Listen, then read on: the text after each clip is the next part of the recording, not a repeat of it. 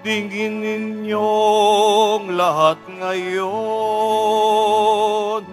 ang tinig ng Panginoon sa loob na mahinahon. Alleluia, Alleluia, Alleluia, Alleluia.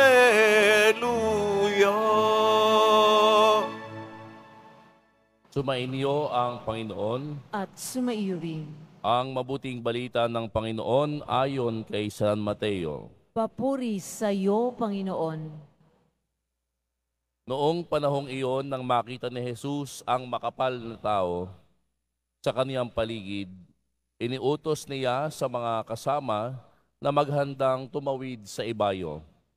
Nilapitan siya ng isang eskriba at sinabi sa kaniya, "Guro, susunod po ako sa inyo, saan man kayo pumaroon."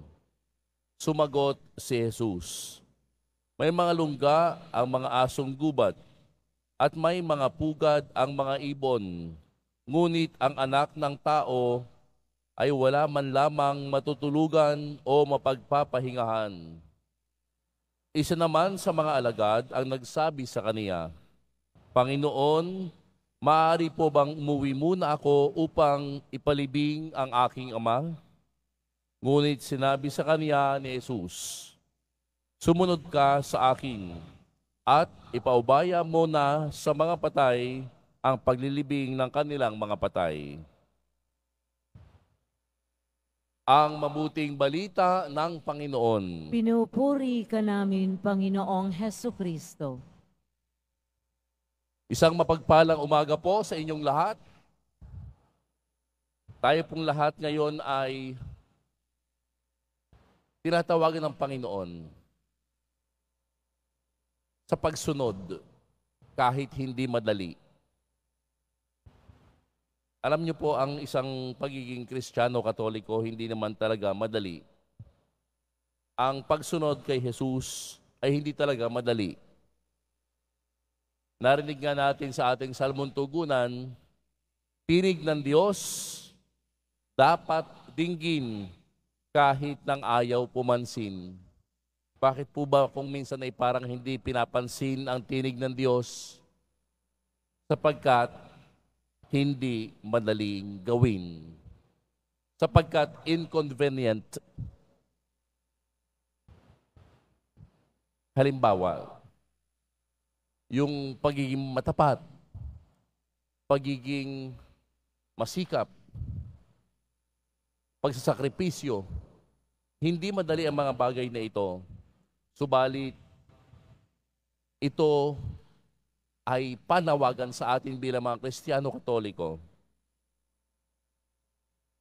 Sa simula po ng ating pagbasa sa ating Ebanghelyo, narinig po natin na may isang eskriba na lumapit kay Jesus. Nagtatanong po, "Guro, susunod ako sa iyo." Parang tayo rin, "Guro, susunod ako sa iyo." Saan ka man magpunta, sa kabila ng kanyang parabang matibay na pahayag, may paalala si Jesus. Ang mga asong gubat ay may lungga at ang mga ibon sa himpapawid ay may pugad, ngunit ang anak ng tao ay walang mahihingahan. Ang paalala po ni Jesus ay mga kapatid, na ang pagsunod pala sa kaniya ay nangangahulugan ng paghahanda sa buhay na hindi komportable. Isang buhay na puno ng sakripisyo. Kaya nga sabi ko po sa simula, hindi madali ang sumunod sa Panginoon. Bilang mga alagad, hindi natin pwedeng sabihin na ang gusto ko'y kaginhawahan at katiyakan sa buhay. Na kapag ako ay sumunod sa iyo, Panginoon, pag ako'y nagsimba, nagdasal, dapat, Panginoon, siguradong dinggin mo ang aking dasal. Ang pagsunod po sa Panginoon, dapat ay puno po ito ng puso na handang magtiwala. Panginoon, hindi ko alam kung ano ang plano sa buhay. Ikaw nawa ang aking maging gabay. Isang pusong handang magtiwala, handang tumupad sa kalooban ng Diyos. Marami tayong plano, subalit ang katanungan, tayo ba ay nakahanda na harapin ang pagsubok? Marami sa atin halimbawa gustong magtagumpay, lalo na yung ating mga estudyante, naghahanda para sa mga darating na mga pagsusulit. Yung iba nagpe-prepare, nagre-review ngayon kasi may mga board exams. Hindi maaaring hindi ka maghahanda. Hindi maaaring hindi ka magsasakripisyo. Ganon din po tayo sa ating pananampalataya. Hindi maaaring hindi tayo magsasakripisyo. At ang pagsasakripisyo, mga kapatid, kung minsan,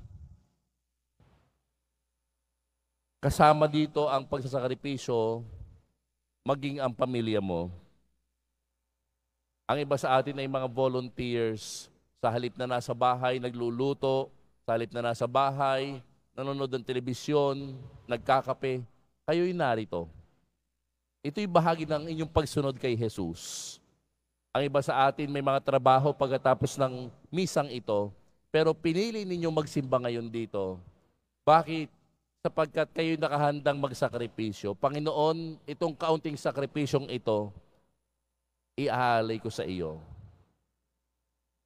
Kaya sa pagpapatuloy ng ating banal na misa, tinatawagan tayo ni Jesus na maging tunay na alagad na handang harapin ang anumang hamon sa buhay.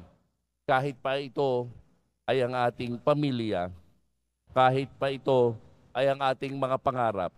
Kaya nga't samahan ninyo ako sa isang panalangin. Panginoon, tulungan mo kami na maging tunay mong alagad, Panginoong Jesus Nazareno. Bigyan mo kami ng tapang at lakas na sundan ka ng walang alinlangan. Sa bawat hakbang, Panginoon, sa aming buhay, nawa ay makita namin ang iyong presensya, pagmamahal at paggabay. Amen.